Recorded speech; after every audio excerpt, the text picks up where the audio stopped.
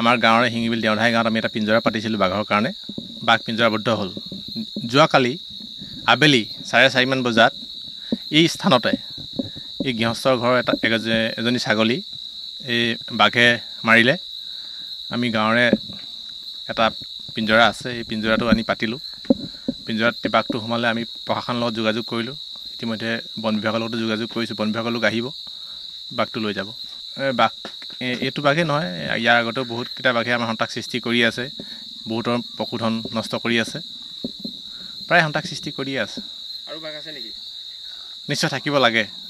তো ইতিমধ্যে আপোনালোকে প্ৰত্যক্ষ কৰিছে আমাৰ শিঙিবিল দেওধাই গাঁৱৰ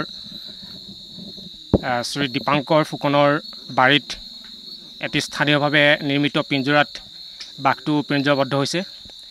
তো আমাৰ শিঙিবিল দেওধাই গাঁৱৰ সচেতন যুৱক প্ৰশান্ত ফুকন আৰু দীপাংকৰ ফুকনৰ তত্বাৱধানত তেওঁলোকে পশুধন অনিষ্ট কৰা বাঘ পিঞ্জৰাবদ্ধ কৰিবৰ কাৰণে বাৰীৰ ভিতৰত এটি স্থানীয়ভাৱে নিৰ্মিত পিঞ্জৰা স্থাপন কৰিছিলে।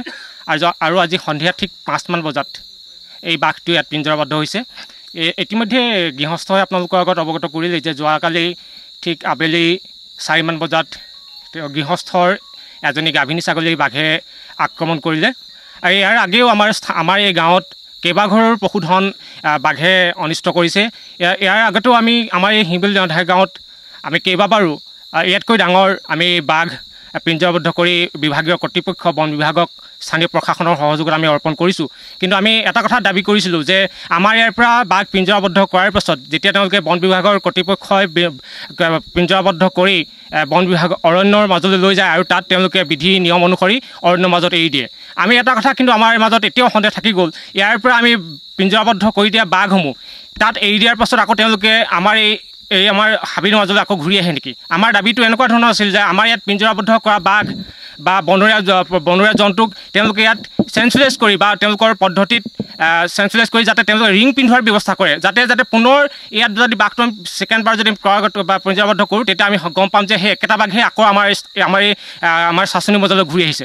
গতিকে আমি আপোনালোকৰ এই চেনেলৰ মাধ্যমৰ জৰিয়তে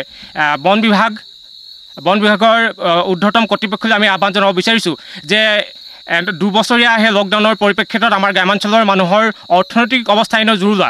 গতিকে ইমান কষ্ট কৰি পশুধন পালন কৰে, ছাগলীয়ে হওক গৰুৱেই হওক নতুবা অন্যান্য পশুধন পালন কৰে, আৰু এনেধৰণে যদি বনৰীয়া জন্তুৱে বা বন্যপ্ৰাণীয়ে এনেকৈ পশুধন অনিষ্ট কৰে তেতিয়াহ'লে আমি অৰ্থনৈতিক একদম নিম্নগামী তৰলৈ যাব লাগিব। গতিকে খুব কম সময়ৰ ভিতৰত তেওঁলোকে যাতে এটা ক্ষতিগ্ৰস্ত হোৱা পৰিয়ালক যথোপযুক্ত ক্ষতিপূৰণ আৰু জনজীৱন সুনিশ্চিত কৰিবৰ কাৰণে আমি আপোনালোকলৈ আহ্বান জনালোঁ।